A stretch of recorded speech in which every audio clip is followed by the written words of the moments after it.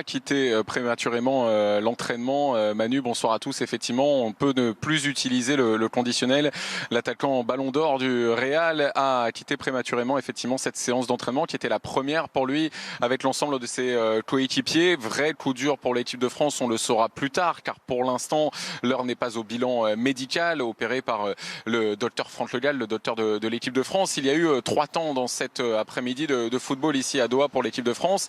D'abord un premier quart d'heure ouvert aux médias durant lequel Raphaël Varane et Karim Benzema étaient au milieu de leurs 24 autres coéquipiers. Pas de soucis physiques à ce moment précis. Puis les journalistes ont quitté les lieux. On a tout de même pu voir Raphaël Varane, Karim Benzema participer à la séance avec le reste du groupe. C'était l'heure à ce moment-là des grands sourires dans l'ensemble de la délégation française. Les deux suivaient le protocole établi par le staff médical de l'équipe de France. Ils participaient dès le début du week-end à une séance avec l'ensemble de leurs coéquipiers et se voyaient, pourquoi pas, candidats à une titularisation face à l'Australie. Sauf que cette séance a duré. Ensuite, une opposition a été organisée au sein de laquelle, Karim Benzema a effectivement été touché. Alors les circonstances de sa blessure, la durée de son éventuelle indisponibilité sont pour l'instant des inconnues, mais règne effectivement autour des Bleus ce soir, alors que la nuit est couchée depuis quelques heures ici à Doha, une forme d'inquiétude sur la participation ou non de Karim Benzema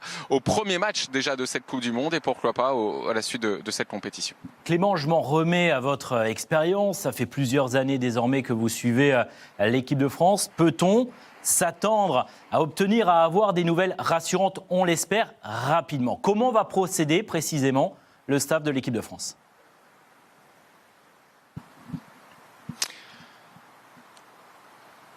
Alors, en fonction de la nature réelle de la blessure, le docteur Franck Le Gall va établir un premier diagnostic. Il va pour cela s'appuyer sur les images précises du moment de la blessure collectées par l'ensemble du staff vidéo de l'équipe de France autour de Thierry Marzalek. On en saura à ce moment-là un petit peu plus à l'intérieur du staff. Et en fonction, bien sûr, de ce qui sera préalablement diagnostiqué par le docteur Le Gall, eh bien, des examens complémentaires seront décidés et seront d'ailleurs réalisés par ce staff médical en coordination, pourquoi pas, avec l'hôpital le plus proche d'ici si cela est nécessaire. Et l'on devrait à ce moment précis, à l'intérieur du staff, en savoir plus sur la nature de cette blessure. La communication arrivera dans un second temps, même si évidemment les journalistes, les suiveurs de l'équipe de France dont on fait partie, tâcheront d'avoir au plus tôt cette information qui est d'importance puisqu'elle serait en mesure de modifier les attentes autour des Bleus dans la perspective de la tentative de conserver leur titre de champion du monde. Et on espère bien sûr que les nouvelles seront rassurantes.